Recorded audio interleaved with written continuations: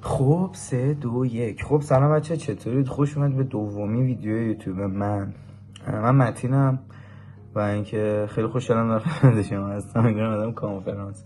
خب آقا امروز اومدیم توضیح بدیم راجع به پورتفولیو و رزومه. اول از همه که بگم اگه دوست داشتید لایک کنید، کامنت بذارید، سابسکرایب کنید، خیلی بهم کمک میکنه. و اینکه اینستاگرام منم رو صفحه میاد متین دیزاین با دوتا ان. خیلی مخلصیم. آقا شروع کنیم. اول از رزومه شروع میکنیم که آقا رزومه یک صفحه کامل، یعنی یک صفحه از اطلاعات کامل شماست. یعنی اینکه شما میاید اسم کاملتون، سنتون، محل زندگیتون، سابقه کارتون، راههای ارتباطیتون، تمام راههای ارتباطیتون و حتی تفریحاتتون، هر چیزی که مربوط به خودتونه، زبانهایی که بلدید، شرکتایی که کار کردید، هر چیزی رو توی یک صفحه و خیلی دیگه زیاد باشه 1.5 صفحه جا میدید. حالا بستگی به طراحی هم داره دیگه. تونستید مثلا اگه اینجوری به سطح افقی طراحی بکنید هم خوب هستش.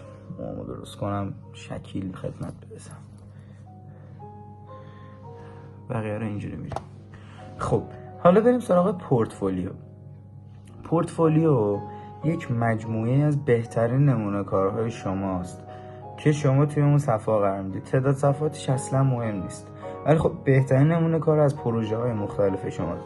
طراحی لوگو، پست استوری، پوستر، بنر، بسته‌بندی محصولات، هر چیزی که فکرشو بکنید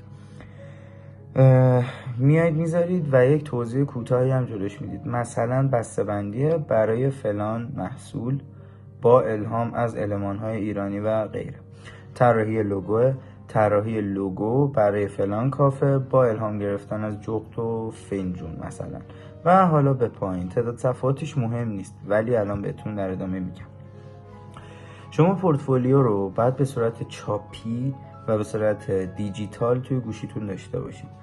و حالا بهتونم میگم چه جوری. شما یک دور توی فرمت RGB طراحی کنید توی فتوشاپ، این دیزاین یا ایلاستریتور. من راجع به فتوشاپ میگم چون من خیلی فتوشاپ رو ادعا دارم رو دیگه از این زرا نزنی ها. شوخی میکنم. توی فتوشاپ به سطح RGB طراحی بکنید. بهتونم توی ویدیو بعدی یاد میدم که چه شکلی صفحه یا این شکلی چشمان بعد اینجا باشه، این شکلی طراحی کنید. شما میاد به سطح RGB طراحی میکنید، خروجیشو میگیرید، تمام میشه میره. کنترل وای رو میزنید با حالت CMY که در میاد، خروجیشو میگیرید با خیال راحت. حالت چاپیش هم دارید توی گوشیتون که هر جایی خواستید برید، حالا یا تو هر حالتی که دوست داشتید، در موقع دوست داشتید چاپ کنید، بذارید گوشه که حالا مثلا هر جایی که خواستید برای مصاحبه کاری برید اون رزومه رو هم تحویل بدید و پورتفولیو رو با هم، رزومه صفحه اول و بقیه‌اش میاد توی صفحه حالا سیمی شده یا شیرازی شده تحویل میدید. دیگه چه صحبتی میتونه مونده باشه؟ هیچ، همین. حالا اگه دوست داشتید بهتون یاد بدم که چه شکلی توی فتوشاپ همه صفحه رو با هم دیگه طراحی بکنید، حتما بهم بگید. نگفتید خودم بهتون میگم، ولی بگید انگیزه بشه که بدونم دوست دارید یاد بگیرید. خیلی مخلصیم. من متینم. اینکه همین دیگه، سابسکرایب و فالو یادت نره.